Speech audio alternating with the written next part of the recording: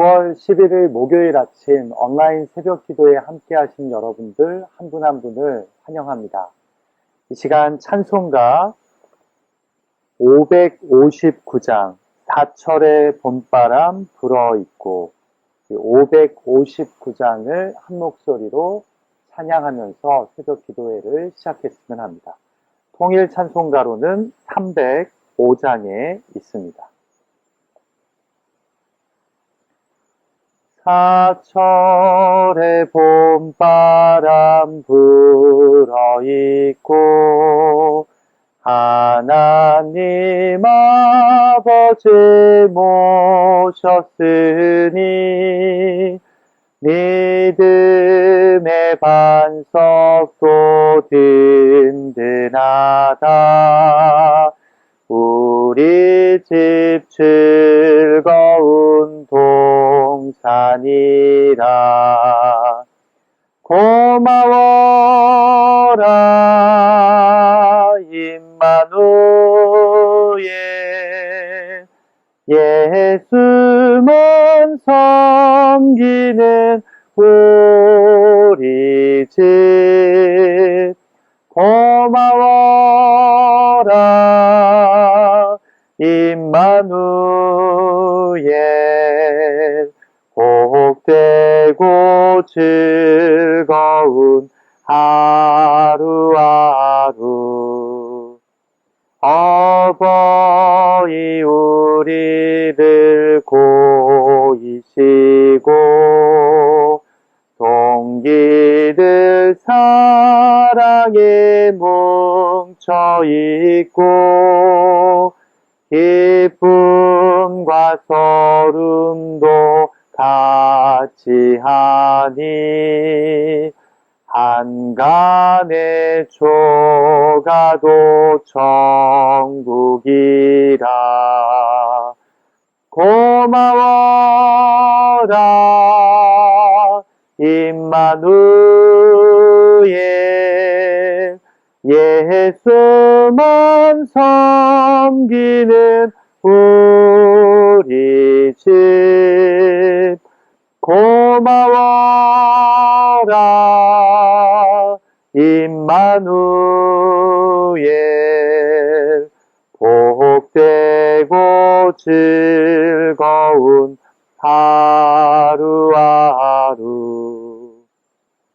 아침과 저녁에 수고하여 다같이 일하는 온 식구가 한 상에 둘러서 먹고 마셔. 여기가 우리의 낙원이라. 고마워라 임마누엘. 예수만 섬기는 우리 집. 고마워라 임마누엘. 복되고 즐거운 하루하루.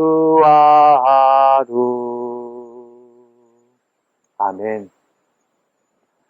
이 시간 우리가 하나님 말씀 듣기 전에요, 중보기도의 제목들을 붙잡고 함께 합심하여 기도했으면 합니다. 먼저는 기도할 때 하나님이 이 교회의 교육자로 세우신 우리 목사님들, 전도사님들 위해서 기도해 주셨으면 합니다. 영적으로 지치지 않고 이 코비드-19의 상황 속에서도 예배와 또 신방과 목회를 잘 감당할 수 있는 우리 교육자들 되게 해달라고 그 교육자들의 가정, 자녀를 위해서 기도해 주시면 감사하겠습니다.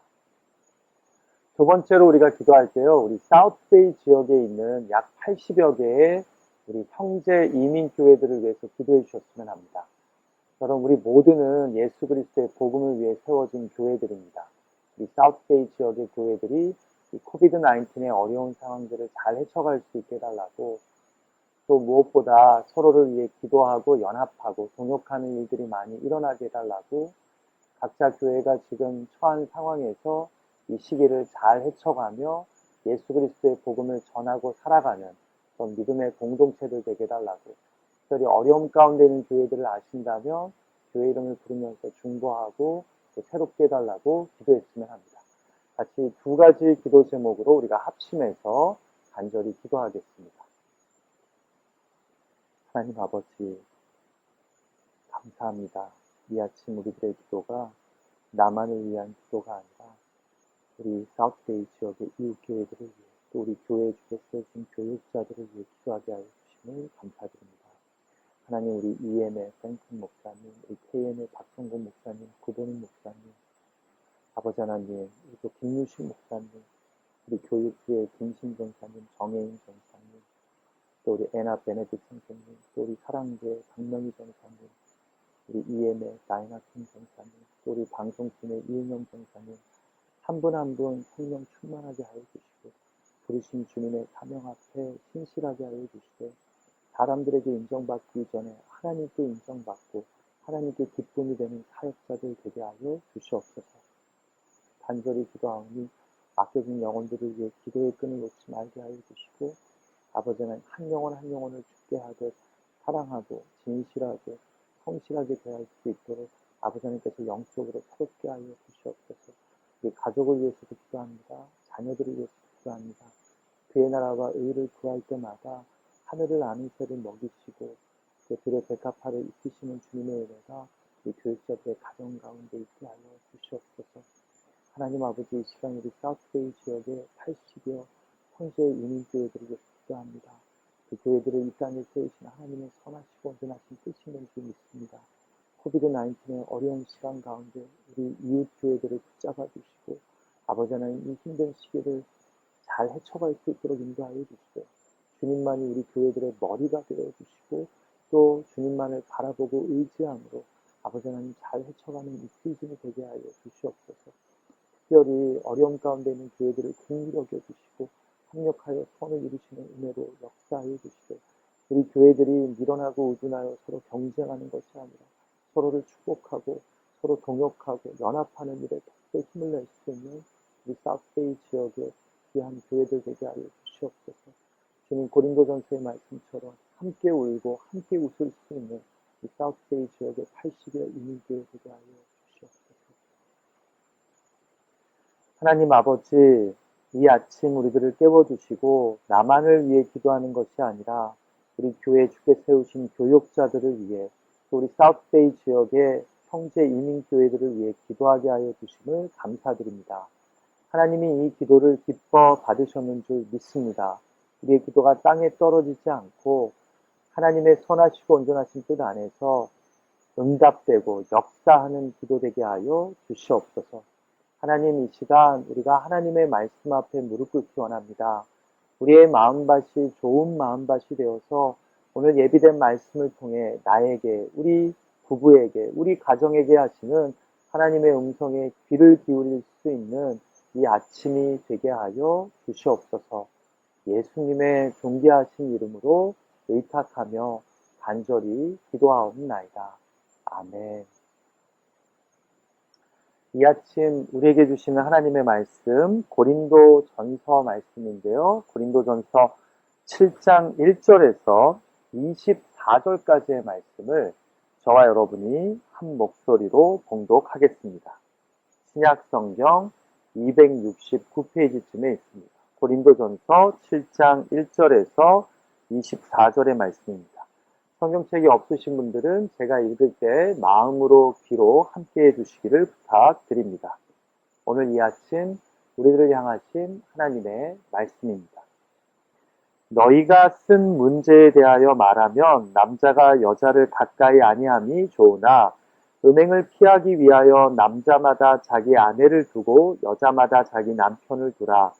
남편은 그 아내에 대한 의무를 다하고 아내도 그 남편에게 그렇게 할지라.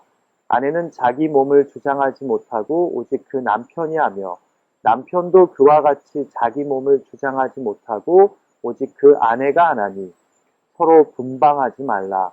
다만 기도할 틈을 얻기 위하여 합의상 얼마 동안은 하되 다시 합하라. 이는 너희가 절제 못함으로 말미암아 사탄이 너희를 시험하지 못하게 하려 함이라. 그러나 내가 이 말을 함은 허락이요 명령은 아니니라. 나는 모든 사람이 나와 같기를 원하노라. 그러나 각각 하나님께 받은 자기의 은사가 있으니 이 사람은 이러하고 저 사람은 저러하니라. 내가 결혼하지 아니한 자들과 과부들에게 이르노니 나와 같이 그냥 지내는 것이 좋으니라. 만일 절제할 수 없거든 결혼하라. 정욕이 불같이 타는 것보다 결혼하는 것이 나으니라. 결혼한 자들에게 내가 명하노니 명하는 자는 내가 아니요 주시라. 여자는 남편에게서 갈라서지 말고 만일 갈라섰으면 그대로 지내든지 다시 그 남편과 화합하든지 하라. 남편도 아내를 버리지 말라. 그 나머지 사람들에게 내가 말하노니 이는 주의 명령이 아니라 만일 어떤 형제에게 믿지 아니하는 아내가 있어 남편과 함께 살기를 좋아하거든 그를 버리지 말며 어떤 여자에게 믿지 아니하는 남편이 있어 아내와 함께 살기를 좋아하거든 그 남편을 버리지 말라. 믿지 아니하는 남편이 그 아내로 말미암아 거룩하게 되고 믿지 아니하는 아내가 남편으로 말미암아 거룩하게 되나니 그렇지 아니하면 너희 자녀도 깨끗하지 못하리라. 그러나 이제 거룩하니라. 혹 믿지 아니하는 자가 갈리거든 갈리게 하라. 형제나 자매나 이런 일에 구애될 것이 없느니라. 그러나 하나님은 화평 중에서 너희를 부르셨느니라. 아내된 자여 내가 남편을 구원하는지 어찌 알 수 있으며 남편된 자여 내가 내 아내를 구원하는지 어찌 알 수 있으리요. 오직 주께서 각 사람에게 나눠주신 대로 하나님이 각 사람을 부르신 그대로 행하라. 내가 모든 교회에서 이와 같이 명하노라. 할례자로서 부르심을 받은 자가 있느냐? 무할례자가 되지 말며 무할례자로 부르심을 받은 자가 있느냐? 할례를 받지 말라. 할례 받는 것도 아무것도 아니요 할례 받지 아니하는 것도 아무것도 아니로되 오직 하나님의 계명을 지킬 따름이니라. 각 사람은 부르심을 받은 그 부르심 그대로 지내라. 내가 종으로 있을 때에 부르심을 받았느냐? 염려하지 말라. 그러나 내가 자유롭게 될 수 있거든 그것을 이용하라. 주 안에서 부르심을 받은 자는 종이라도 주께 속한 자유인이요.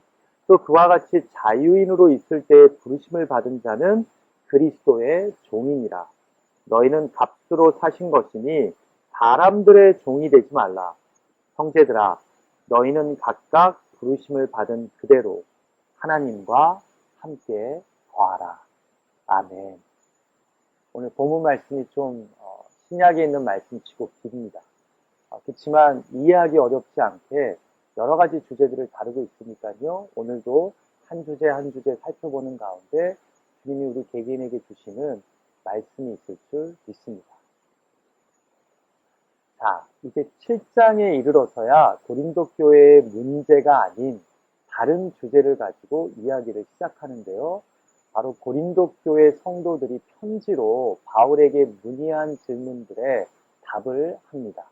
같이 본문 1절 말씀을 볼까요?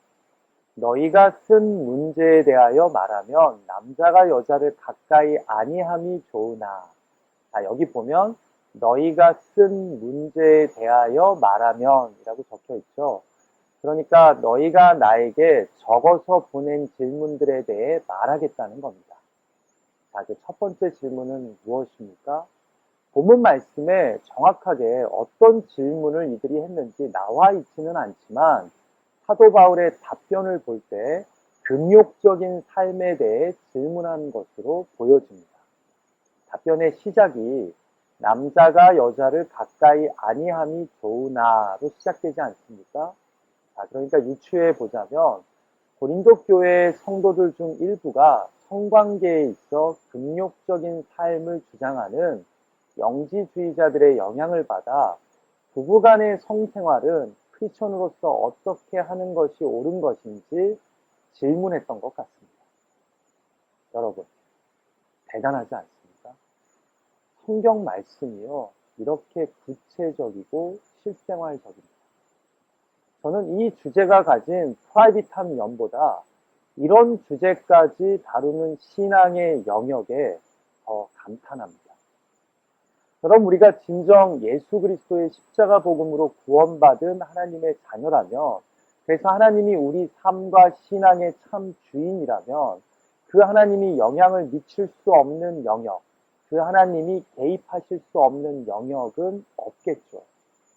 나의 시간, 돈, 자녀 양육, 비즈니스, 심지어는 부부간의 성생활 가운데서도 하나님을 믿고 의지한다는 것이 영향을 미치는 것입니다. 물론 그리스 로마 시대의 성문화가 우리에게 익숙한 유교적 성문화와 다르기에 이런 주제에 대해 이야기하는 것이 뭔가 어색하고 불편하시겠지만 중요한 것은 이것입니다. 고린도 교회 성도들은 신앙이 부부간의 성생활에 어떤 영향을 미치는지 궁금해했다는 점입니다. 이처럼 신앙은요, 내 삶의 모든 영역에 질문을 던지고 나의 삶을 리쉐이프하는 근원이 되어야 한다는 점입니다. 혹시나 신앙생활을 한 지 오래되었음에도 아직도 하나님께 오픈하지 않는 나만의 영역, 나만의 프라이버시가 있으십니까? 다른 것은 몰라도 이 영역만큼은 내가 주인이라고, 내 마음대로 하겠다고 꽉 움켜쥐고 있는 것은 무엇입니까? 하나님이 우리 삶의 모든 영역에 참 주인과 통치자가 되실 수 있기를 주님의 이름으로 축원합니다. 자, 이제 바울의 답변을 보면요, 여기서 우리가 몇 가지 레슨을 얻게 됩니다. 첫째, 바울은 금욕적인 자세를 긍정적으로 보지만 부부간의 성관계에 있어서는 금욕적일 필요가 없다고 이야기합니다. 그래서 아까 1절에서도 보면 남자가 여자를 가까이 아니함이 좋으나 라고 하지 않았습니까? 그러니까 성적 욕구에는 힘이 있어서요, 우리를 성적 타락과 유혹에 빠뜨릴 수 있고 이것으로 인해 하나님과의 관계까지 흐트러질 수 있기 때문입니다. 그러나 부부간의 성관계에 있어서는 오히려 충실해야 됨을 이야기합니다. 다시 본문 3절과 4절 말씀을 보죠. 남편은 그 아내에 대한 의무를 다하고 아내도 그 남편에게 그렇게 할지라. 아내는 자기 몸을 주장하지 못하고 오직 그 남편이 하며 남편도 그와 같이 자기 몸을 주장하지 못하고 오직 그 아내가 하나니. 자, 여러분, 사도 바울 당시 극단적인 금욕주의자들은요, 결혼한 부부의 성관계까지 부정적으로 보았습니다. 그런데 바울은요, 여기서 오히려 부부는 서로에 대한 성적 의무에 충실해야 하며 자기 몸에 대한 배우자의 주장을 허락해야 한다고 이야기합니다. 더 충격적인 것은요, 이를 남녀 사이에 공평하게 주장한다는 점입니다. 아내만 자기 몸의 주장을 남편이 하는 것이 아니라 남편도 자기 몸을 주장하지 못하고 오직 아내가 한답니다. 여러분, 이 말은요, 오늘날의 시대대용이 아닌 당시 유대문화, 심지어는 그리스 로마 문화의 관점에서 봐도요, 매우 혁신적인 선언입니다. 왜냐하면 2000년 전 그리스 로마 시대의 문화는요, 오직 남편의 권리만을 인정하는 문화였기 때문입니다.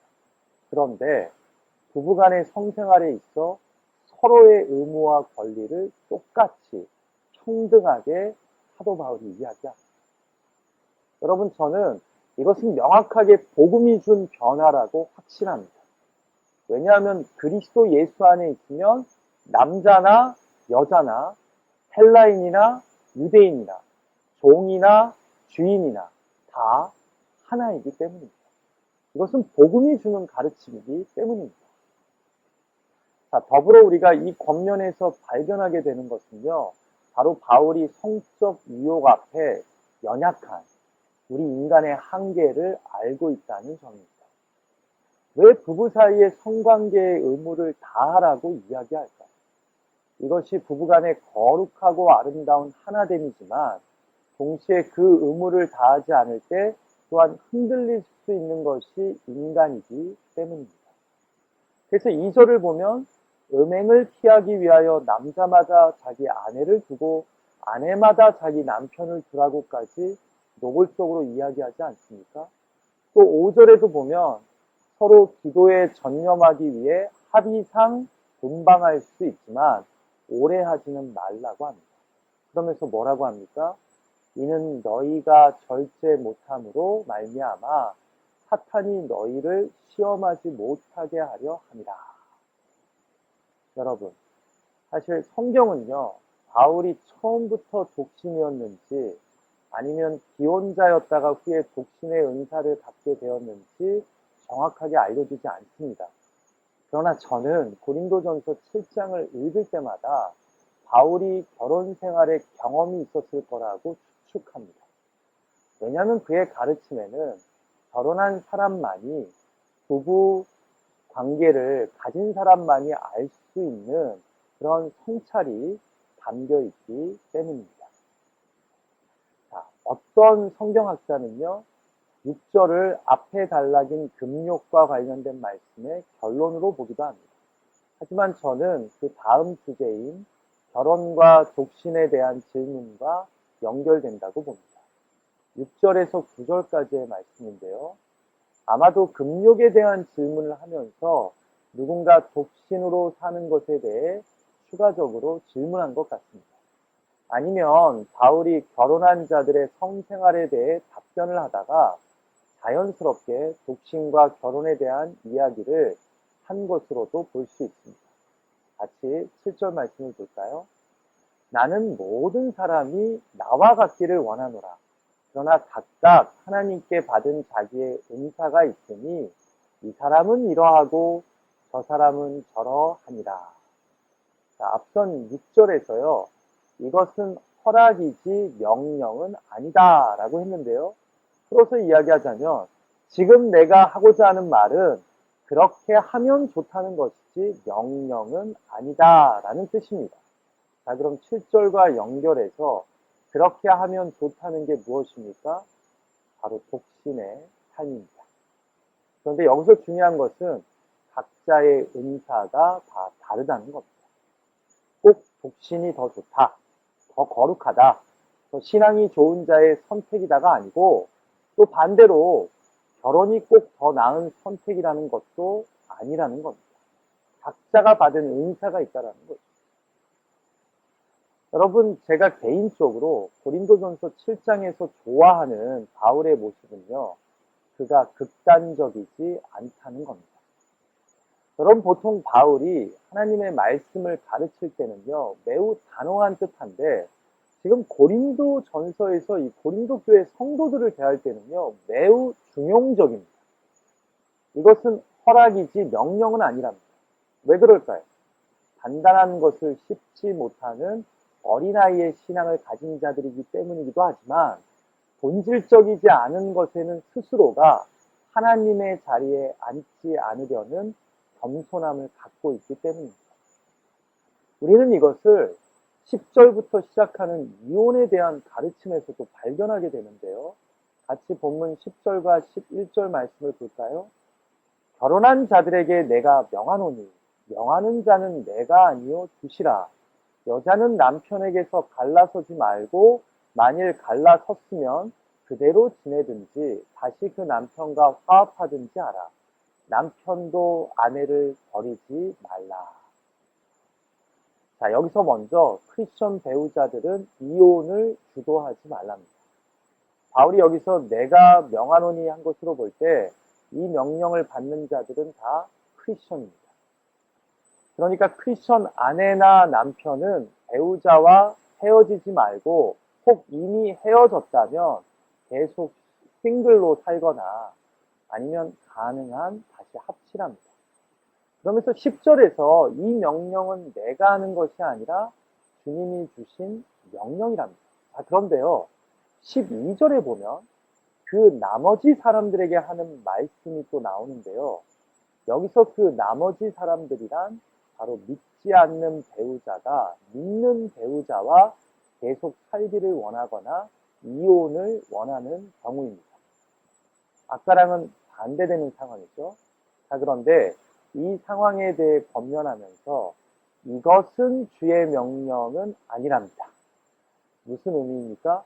이 부분에 대한 권면은 개인의, 나 자신의 의견이라는 겁니다. 그러면서 13절에서 바울이 뭐라고 이야기합니까? 믿지 아니하는 남편이 계속 살자고 하면 믿는 너는 같이 살았으면 좋겠답니다. 한마디로 크리스천인 내가 품고 살아야 한다는 것입니다. 그러면서 혹시 이를 통해 그 배우자가 거룩하게 될지, 곧 복음을 믿게 될지 아냐고 되묻습니다. 그리고 반대로 내가 이혼함으로 너의 자녀들이 어려워질 수 있음을 이야기합니다. 자, 그러나 믿지 아니하는 자가 헤어지자고 하면 헤어지랍니다. 그러나 하나님이 화평 중에 너를 성도로 부르신 것처럼 혹시 이혼하지 않으므로 그 배우자가 구원받을지 어떻게 아냐고 말씀합니다. 자, 그런데 중요한 것은 이 모든 권면이요, 주님의 명령이 아니라 자신의 의견이라는 점입니다. 여러분, 저는 이혼에 대해 조심스레 권면하는 바울의 이런 자세가 도전이 됩니다. 사실 사도 바울 정도 되면 이것이 하나님의 뜻이니 이렇게 하라 말할 수 있지 않습니까? 그러나 그는 정확하게 이야기합니다. 이것은 주님의 명령이다. 그러나 이것은 주님의 명령은 아니고 내 의견이다. 이혼을 결코 장려하지는 않지만 어쩔 수 없는 이혼을 이해합니다. 그러나 내 의견과 하나님의 뜻을 정확하게 구분합니다. 여러분, 저는 이런 권면자가 좋습니다. 저는 제가 모르는 것에는 모른다고 이야기하지 확신에 찬 목소리로 이건 100% 하나님의 뜻입니다. 이야기하지 못하겠습니다. 그래서 좀 카리스마가 없어 보일지 모르겠지만 제가 모르는 것은 잘 모르겠다고 이야기하는 것이 옳습니다. 종종 저에게 조언을 구하러 오신 분들에게 저도 잘 모르겠네요 할 때가 있습니다. 그러면 만나러 오신 분이 좀 당황해합니다. 그런데 제가 도저히 하나님의 뜻이 무엇인지 모를 때, 정확하지 않을 때 쉽사리 아는 것처럼 말하고 싶지는 않습니다. 그리고 실제로 오늘 본문처럼 이혼과 관련된 문제는요, 그렇게 단순하지 않습니다. 조언하기가 쉽지 않습니다. 그래서 아마 사도 바울도 오늘 본문에서 조심스럽게 중용적인 모습을 보이는 것 같습니다. 이것은 주님의 명령이고 이것은 나의 생각이다 라고 말입니다. 우리도 신앙생활 하면서 누군가를 향해 조언해야 될 때가 있을 때 확고한 것이라면, 확실한 것이라면, 성경에 있다면 그렇게 이야기해야겠죠. 그러나 오늘 본문의 바울과 같이 이것은 저의 생각입니다. 제가 성경 말씀을 읽으면서 깨달은 저의 의견일 뿐입니다. 라고 이야기하는 겸손한 지혜로운 자가 되어야 한다는 점입니다. 자, 이제 마지막으로 17절에서 24절의 말씀은요, 부르심이라는 다른 주제를 이야기합니다. 그러나 앞의 이야기와 아주 관련이 없는 것은 아닙니다. 앞부분에서 독신과 결혼, 이혼에 대해 각자의 은사와 부르심대로 주 안에서 행하라고 이미 권면했기 때문입니다. 이제 바울은 그 주제를 넓혀서요, 하나님이 각 사람을 부르실 때 그 상황과 형편에 맞게 주 안에서 살라고 권합니다. 두 가지 예가 나오는데요. 18절에서 할례자였다가 부르심을 받았으면 무할례자인 것처럼 행동하지 말고, 무할례자였다가 부르심을 받았으면 굳이 할례를 받지 말랍니다. 자, 무슨 말입니까? 중요한 것은 할례를 받았냐 안 받았냐가 아니라 주님 안에서 말씀대로 사는 인생이라는 겁니다. 19절 말씀을 볼까요? 할례 받는 것도 아무것도 아니요, 할례 받지 아니하는 것도 아무것도 아니로되 오직 하나님의 계명을 지킬 따름입니다. 아멘. 내가 할례 받아서 구원받은 것이 아니니 부르신 그 모습 그대로 주의 자녀로 담대하게 살아가라는 것입니다. 자, 두 번째 경우는요, 주님이 부르셨을 때 종인 자와 자유인인 경우입니다. 우리 생각에는 당연히 자유인이 부럽죠. 그런데 21절에서 염려하지 말랍니다. 왜냐하면 주 안에서 부르심을 받은 자는 종이라도 주께 속한 곧 복음 안에서 자유인이요. 또 반대로 자유인으로 있을 때에 부르심을 받은 자는 구원 이후에는 그리스도의 종이 되기 때문이랍니다. 참 멋진 말이죠. 결국 지금 바울은요, 부르심에 대해 어떤 말씀을 하고 있는 것입니까? 하나님이 각자를 부르신 자리와 그 주신 은사를 가지고 다른 사람과 비교하여 자랑하지도 말고 위축되지도 말라는 것입니다.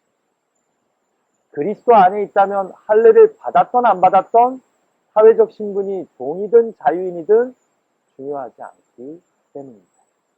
우리 모두는 그리스도의 구속으로 용서함 받은 자들이요 주께서 십자가에서 값주고 사신 그리스도의 종이기 때문입니다. 이를 앞의 말씀과 연결하면 독신과 결혼도 마찬가지죠. 내가 결혼을 했든 독신이든 내가 지금 배우자가 있든 아니면 사별하여 홀로 있든 중요한 것은 복음이 우리에게 준 정체성, 그 주님 안에서 살아가는 삶이라는 거죠. 큐티 책자의 묵상글처럼 중요한 것은 그리스도 안에서 얻은 새로운 신분이요, 새로운 정체성입니다. 하나님의 계명을 지키며 사는 새로운 삶입니다. 그리고 이것이 바로 복음으로 숨쉬는 사람의 특징입니다. 그렇게 오늘 하루 각자의 부르신 자리에서, 위치에서 맡겨진 사명을 감사로 감당하는 저와 여러분이 되시길 주님의 이름으로 축원합니다. 아멘. 한번 기도할까요?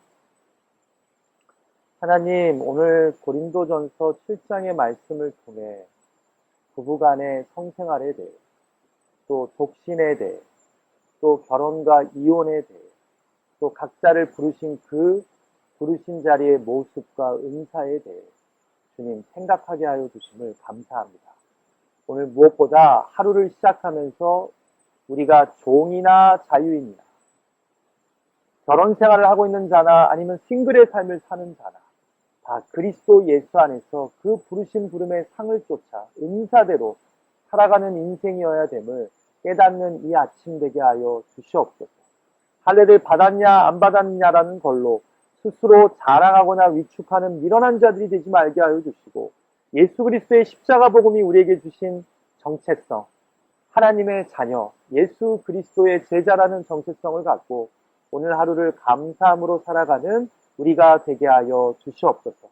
내가 정확하게 아는 것에는 이것이 하나님의 말씀이요 뜻입니다 라고 이야기하지만 내가 자세히 모르는 것에는 이것은 저의 의견일 뿐입니다 라고 겸손히 얘기할 줄 아는 지혜로운 리더들이 되게 하여 주시옵소서. 하나님, 오늘 주신 말씀을 가지고 기도할 때 또 각자의 기도의 제목, 의탁의 제목, 아버지 하나님께 아뢰며 나아갈 때 하나님, 오늘 이 아침 기도를 통해 우리를 만나주시고 우리의 갈 길을 보여주시고 우리가 구한 것보다 더 선하고 온전하고 충만하게 응답하여 주실 것을 믿습니다. 간절히 기도하오니 계속해서 구하고 내 기도만 하기보다 기도하면서 나를 향하신 하나님의 음성에 귀를 기울일 수 있는 우리가 되게 하여 주시옵소서. 예수님의 존귀하신 이름으로 의탁하며 간절히 기도하옵나이다. 아멘. 하늘에 계신 우리 아버지여, 이름이 거룩히 여김을 받으시오며 나라가 임하옵시며 뜻이 하늘에서 이루어진 것 같이 땅에서도 이루어지이다. 오늘날 우리에게 일용할 양식을 주옵시고 우리가 우리에게 죄 지은 자를 사하여 준 것 같이 우리의 죄를 사하여 주옵시고 우리를 시험에 들게 하지 마옵시고 다만 악에서 구하옵소서. 대개 나라와 권세와 영광이 아버지께 영원히 있사옵나이다. 아멘. 오늘 하루도 우리 주님이 각자를 부르신 그 부름의 상, 위치, 역할에 따라 우리 주님 안에서 승리하며 살아가는 저와 여러분이 되시기를 주님의 이름으로 축원합니다.